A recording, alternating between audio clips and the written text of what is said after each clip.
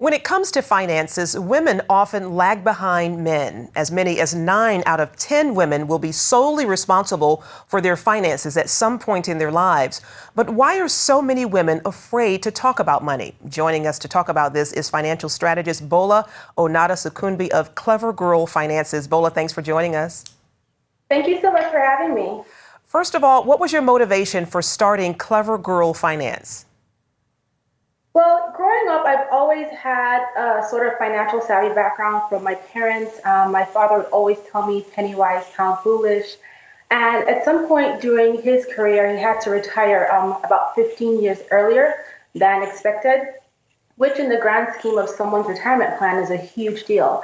And so at that point, my mother, who has always been financially savvy, sort of stepped in to take over my education, which included me coming to the States to go to college. And just based on her savviness over time and putting money aside and working, she was able to put aside enough money to be able to send me to college full time without having to get any student loans. And so that sort of set the foundation for CoverGirl Finance. As I got older, I always wanted to talk about money. I love talking about personal finances and how to save and how to build wealth and pay debt. And I realized that as women, we just, especially amongst my peers, we tended to shy away from the conversation. That's amazing. We talk about our kids, talk about our jobs, our careers, our dating, but we never really actually wanted to talk about money. And I decided that, I was going to make this my mission with CoverGirl Finance. Okay. Well, that brings me right to my next question. A survey recently found, a Fidelity survey found that a majority of women feel uncomfortable talking about money. Why do you think this is? Why is that? I think just by design, we as women, we are created to kind of make things look perfect. We want to make it seem like we have it all together. We have it all together with our relationships, with our children, and with our finances. And I find that especially in the younger generation, when it comes to not knowing something, we're sort of shy to ask. And we don't want to come across as being failures or having failed in a specific area, especially now with our finances. And so we tend to try to look like we have everything all together, so we don't talk about it. Okay, now how should women approach the money talk with their husbands? Oh, I love that question. That's something that when I first got married was a challenge for me in my own relationship.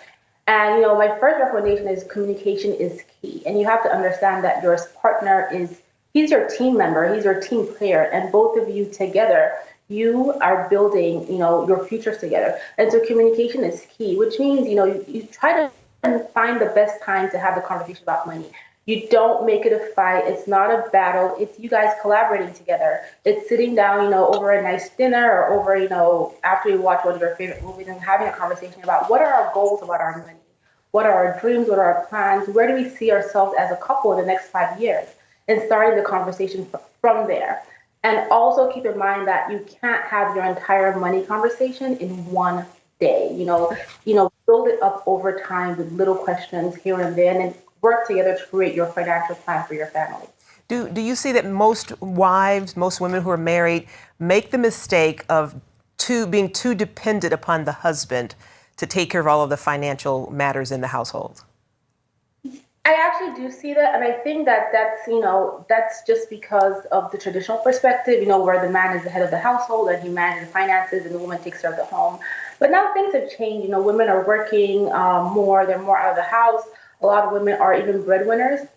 And so I think it's important that we are involved in our family finances. Even if we're stay-at-home moms, things as simple as understanding what our family budget is and what our savings goals are, and understanding just what kind of insurance we have, who do we have our mortgage with, so that in the event that something happens, we can take things under control on our own without having to wait for our husbands. Now, this might be a controversial issue. Some people feel that a wife should have a separate bank account from her husband. Is that a good idea or not?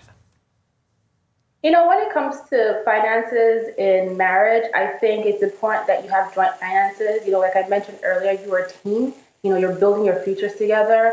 When it comes to specific bank accounts, I really think it depends on the couple. And so for savings accounts, I highly recommend having a joint account, because this way you guys can track your savings progress. You can see how you've contributed towards your savings and talk about it. From a checking account perspective, because your checking account is where you do your day-to-day transactions, I think maybe depending on the couple, it's okay to have separate accounts because you don't want to have to explain every $5 or $10 purchase.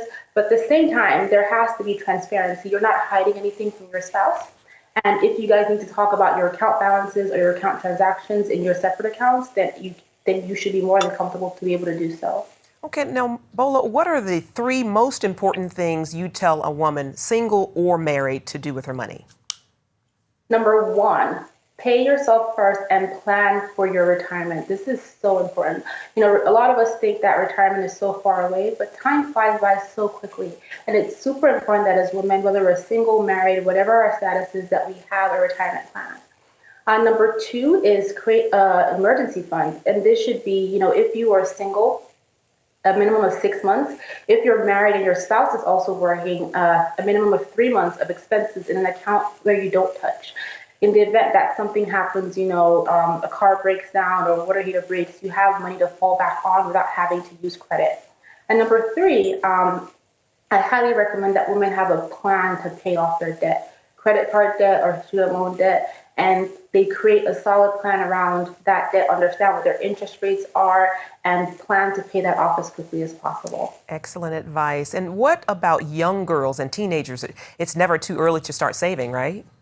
Absolutely not. And I always tell my younger nieces and my friends, kids, it's super important that you save your money. Whatever pocket money you save, whatever pocket money you get, start by saving 10% of it and put it in a savings account, or have your parents open up a savings account for you and develop that habit of savings. And one other really important thing, especially for girls and women that are of college age, about to go into college, is that they understand what they're signing up for when they get student loans, and understand the interest rates, and understand any of the requirements around those loans before they sign them. Absolutely important. And finally, Bola, spring is here, and you have something called the Spring Money Checklist. Tell us a little bit about that. So it's just, I'm all about financial check-ins throughout the year. And spring is a season for new beginnings. The trees are blooming, the flowers are going to be coming out soon. And this is the perfect time to not only spring clean your home, but also to spring clean your finances. So my checklist includes things like making sure that, you check your 401k or your employer retirement account, or if you're a business owner, your IRA, and see where you're contributing and to see where you can increase your contributions. Go over your bills, like your cell phone bills, your gym memberships, whatever bills you have on a monthly basis, and see if they're still in sync with your budget. Are you being overcharged anywhere? Are there any bills you don't, for services you don't use anymore that you can get rid of? Go over your debt plan and your budget, and just basically make sure that everything is all set in place for you to have a great spring.